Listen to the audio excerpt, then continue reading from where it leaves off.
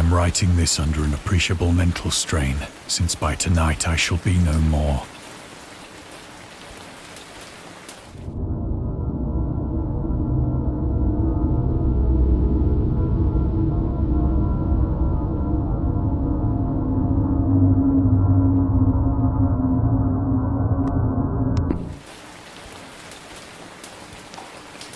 Penniless, and at the end of my supply of the drug which alone makes life endurable, I can bear the torture no longer, and shall cast myself from this garret window into the squalid street below. Do not think from my slavery to morphine that I am a weakling or a degenerate. When you have read these hastily scrawled pages, you may guess, though never fully realize, why it is that I must have forgetfulness or death.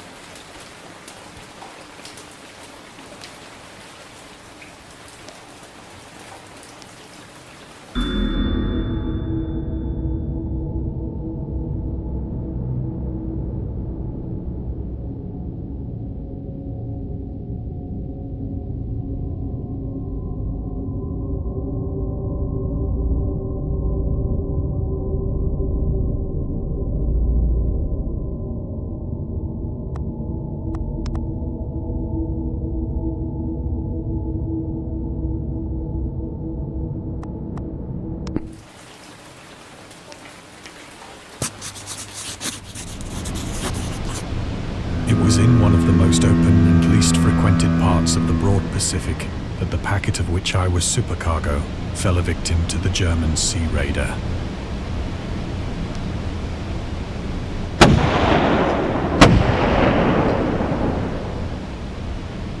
The Great War was then at its very beginning, and the ocean forces of the Hun had not completely sunk to their later degradation, so that our vessel was made a legitimate prize, whilst we of her crew were treated with all the fairness and consideration due us as naval prisoners.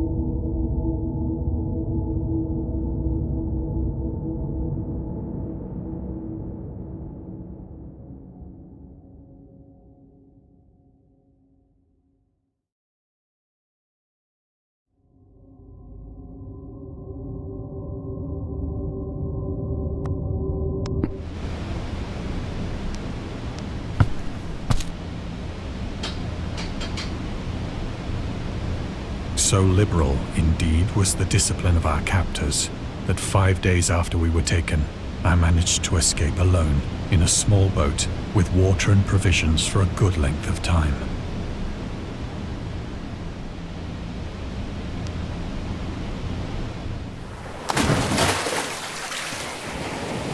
When I finally found myself adrift and free, I had but little idea of my surroundings. Never a competent navigator, I could only guess vaguely by the sun and stars that I was somewhat south of the equator. Of the longitude, I knew nothing, and no island or coastline was in sight.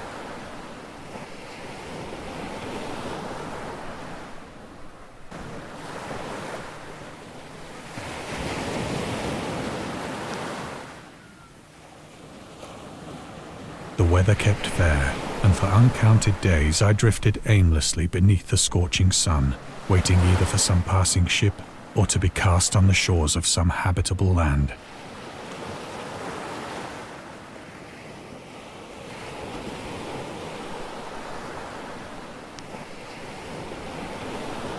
But neither ship nor land appeared, and I began to despair in my solitude upon the heaving vastness of unbroken blue.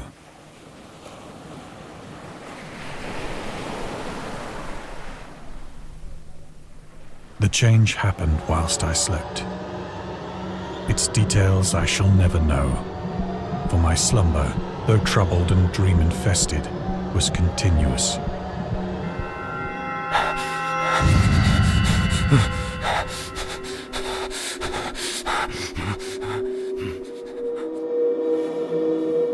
When at last I awoke, it was to discover myself half sucked into a slimy expanse of hellish black mire, which extended about me in monotonous undulations as far as I could see, and in which my boat lay grounded some distance away.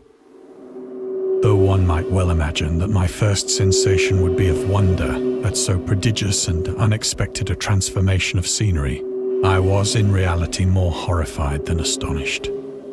For there was in the air and in the rotting soil a sinister quality which chilled me to the very core. The region was putrid with the carcasses of decaying fish and of other less describable things which I saw protruding from the nasty mud of the unending plain.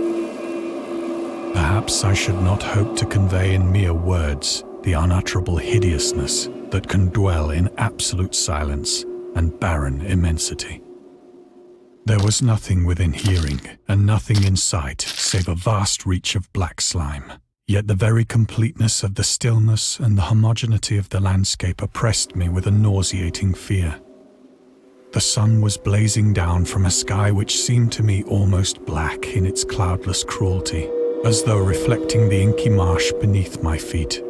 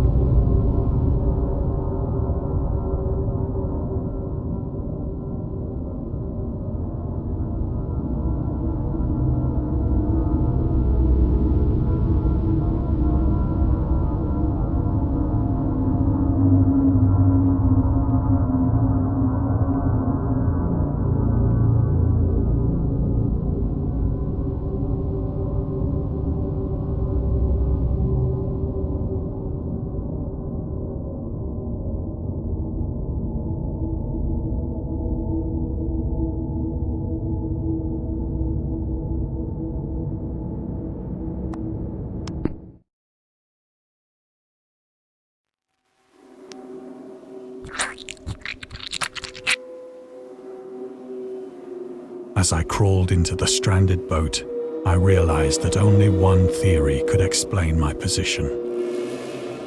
Through some unprecedented volcanic upheaval, a portion of the ocean floor must have been thrown to the surface, exposing regions for which innumerable millions of years had lain hidden under unfathomable watery depths. So great was the extent of the new land which had risen beneath me that I could not detect the faintest noise of the surging ocean, straining my ears as I might. Nor were there any seafowl to prey upon the dead things.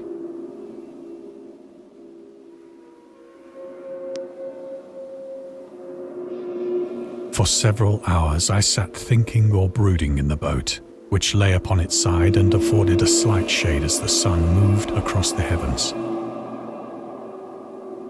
As the day progressed, the ground lost some of its stickiness and seemed likely to dry sufficiently for traveling purposes in a short time. That night I slept but little, and the next day I made for myself a pack containing food and water, preparatory to an overland journey in search of the vanished sea and possible rescue.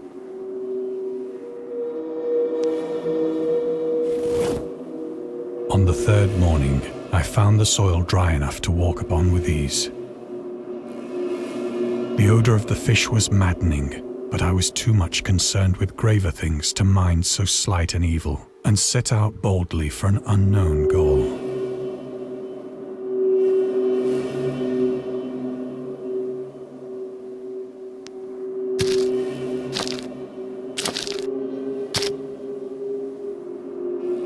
All day I forged steadily westward, guided by a faraway hummock which rose higher than any other elevation on the rolling desert.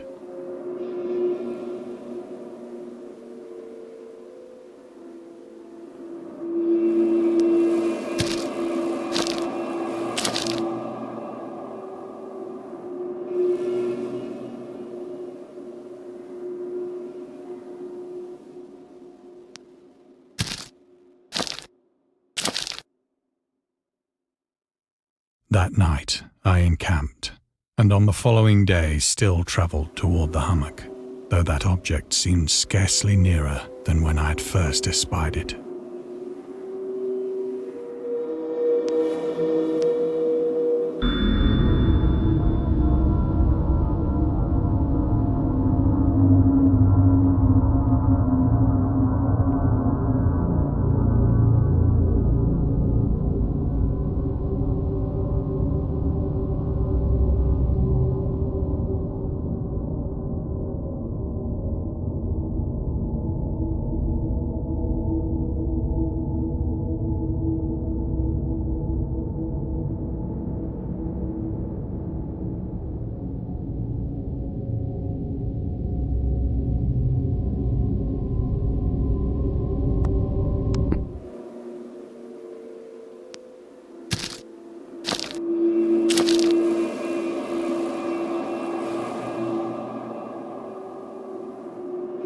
By the fourth evening, I attained the base of the mound, which turned out to be much higher than it had appeared from a distance.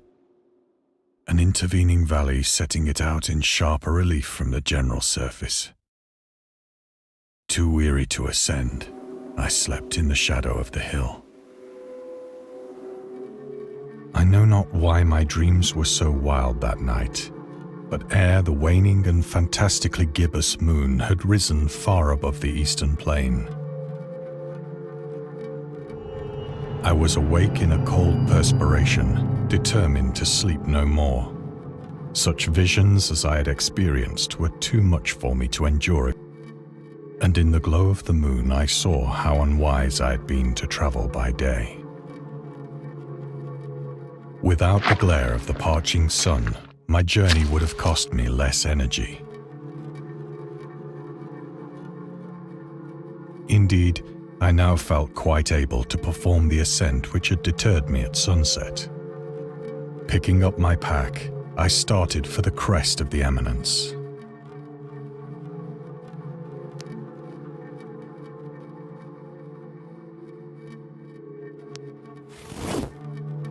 I have said that the unbroken monotony of the rolling plain was a source of vague horror to me.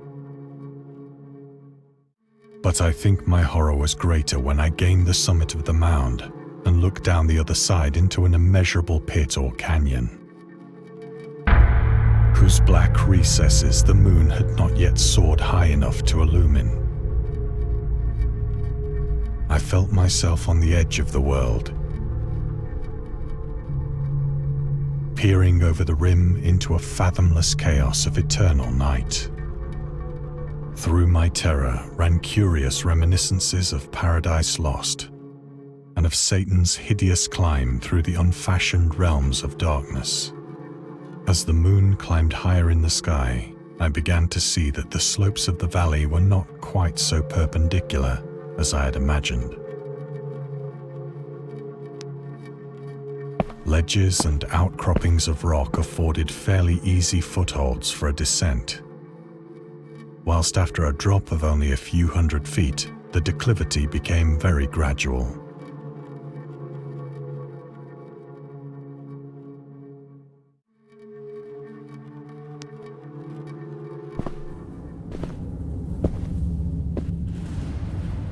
Urged on by an impulse which I cannot definitely analyze, I scrambled with difficulty down the rocks and stood on the gentler slope beneath, gazing into the Stygian deeps where no light had yet penetrated.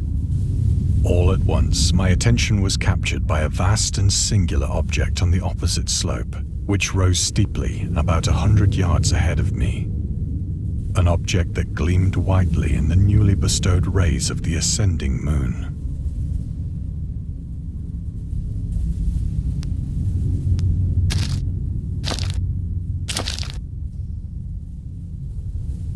That it was merely a gigantic piece of stone, I soon assured myself. But I was conscious of a distinct impression that its contour and position were not altogether the work of nature. A closer scrutiny filled me with sensations I cannot express.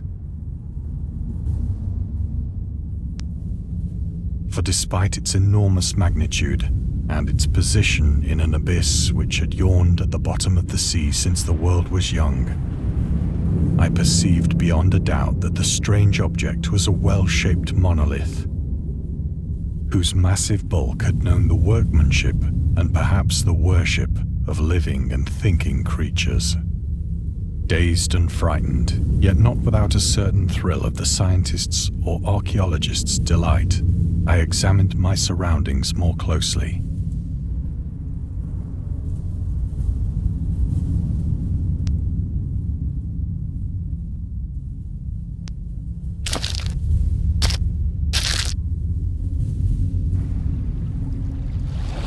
The moon, now near the zenith, shone weirdly and vividly above the towering steeps that hemmed in the chasm, and revealed the fact that a far-flung body of water flowed at the bottom, winding out of sight in both directions and almost lapping my feet as I stood on the slope. Across the chasm, the wavelets washed the base of the Cyclopean monolith, on whose surface I could now trace both inscriptions and crude sculptures.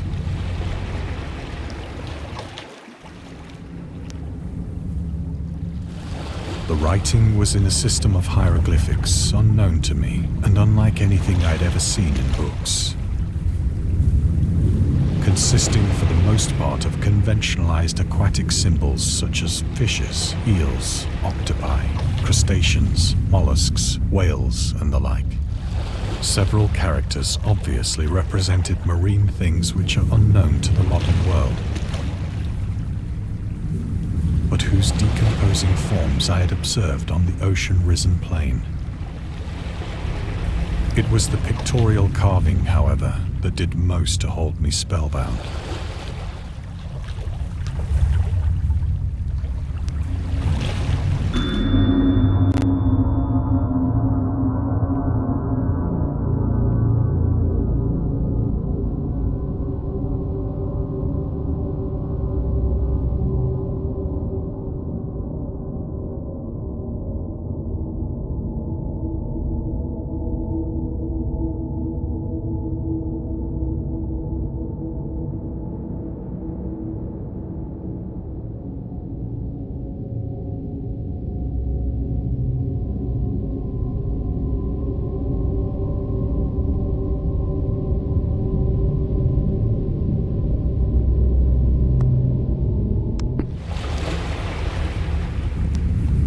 Plainly visible across the intervening water on account of their enormous size were an array of bas-reliefs whose subjects would have excited the envy of a Doré.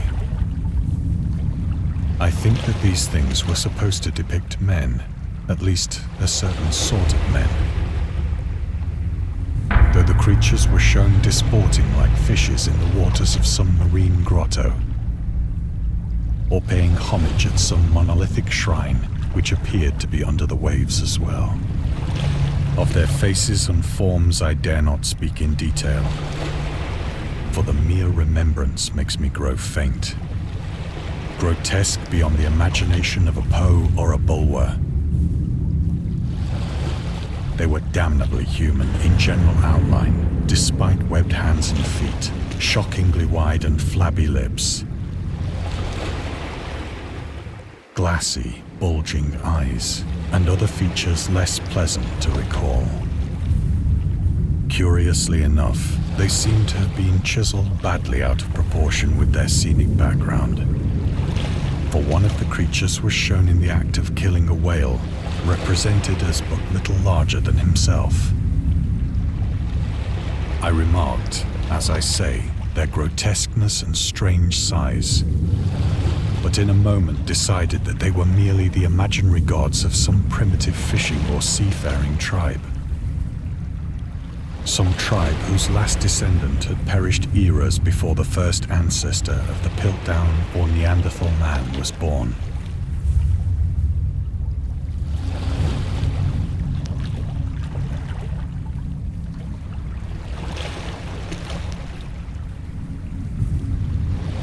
Awestruck at this unexpected glimpse into a past beyond the conception of the most daring anthropologist, I stood musing whilst the moon cast queer reflections on the silent channel before me. Then, suddenly, I saw it. With only a slight churning to mark its rise to the surface, the thing slid into view above the dark waters.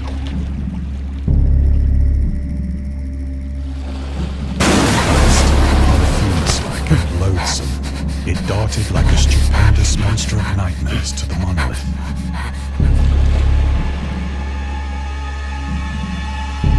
About which it flung its gigantic scaly arms, while it bowed its hideous head and gave vent to certain measured sounds.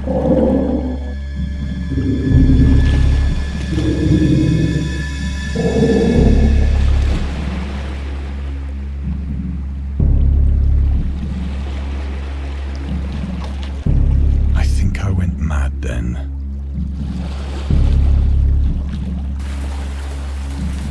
Of my frantic ascent of the sloping cliff and of my delirious journey back to the stranded boat, I remember little.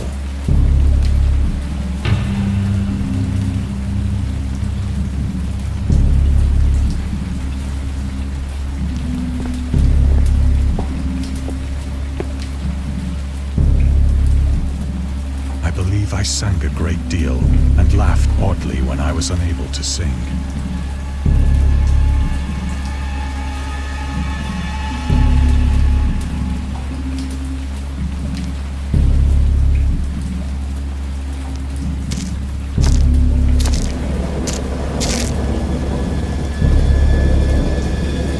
Indistinct recollections of a great storm sometime after I reached the boat.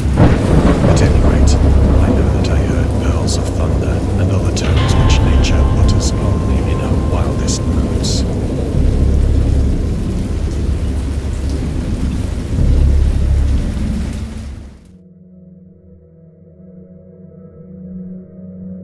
When I came out of the shadows, I was in a San Francisco hospital. Brought thither by the captain of the American ship which had picked up my boat in mid-ocean. In my delirium, I had said much, but found that my words had been given scant attention. Of any land upheaval in the Pacific, my rescuers knew nothing. Nor did I deem it necessary to insist upon a thing which I knew they could not believe.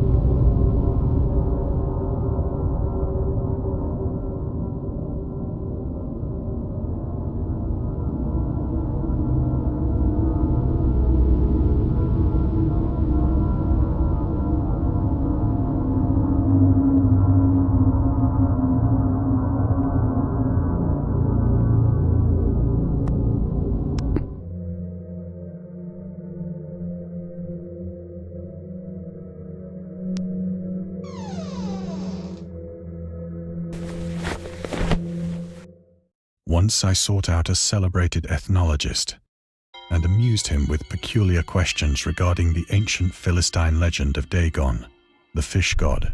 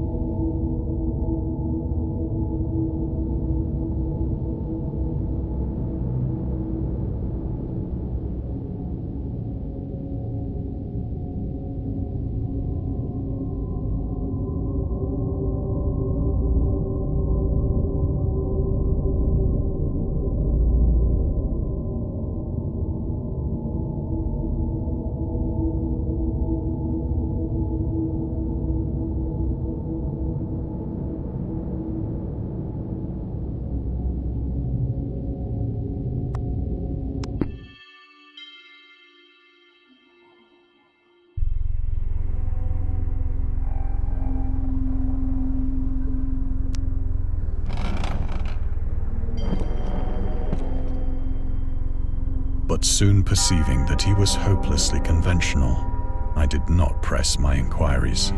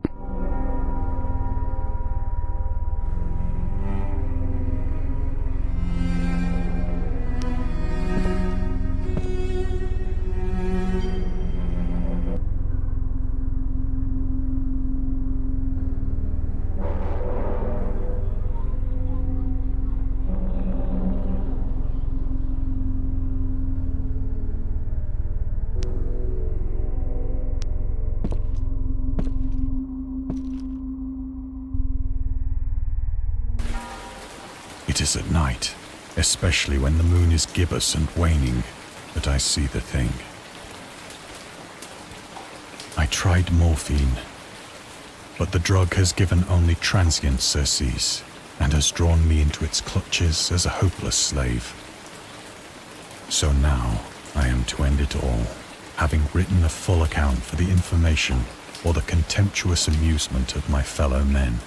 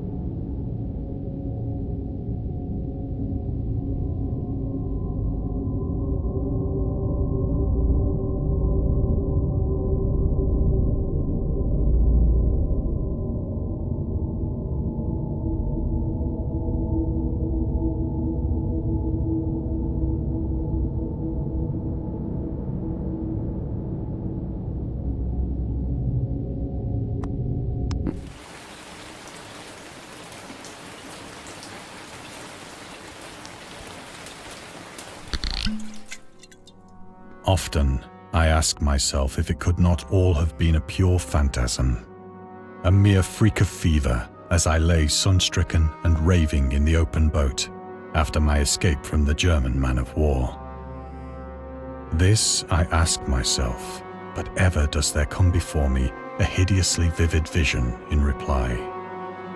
I cannot think of the deep sea without shuddering at the nameless things that may at this very moment be crawling and floundering on its slimy bed, worshipping their ancient stone idols and carving their own detestable likenesses on submarine obelisks of water-soaked granite. I dream of a day when they may rise above the billows to drag down into their reeking talons the remnants of puny, war-exhausted mankind. Of a day when the land shall sink and the dark ocean shall ascend amidst universal pandemonium.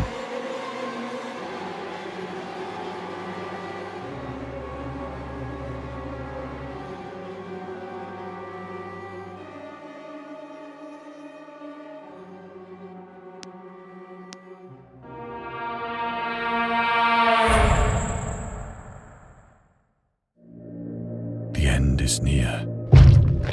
I hear a noise at the door, as of some immense slippery body lumbering against it.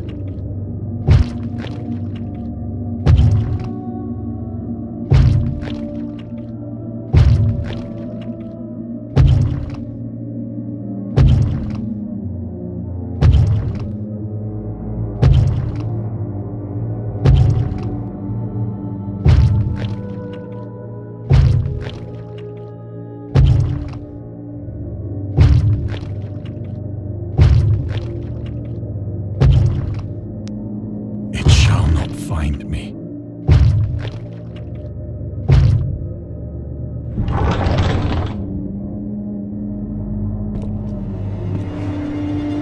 God, that hand!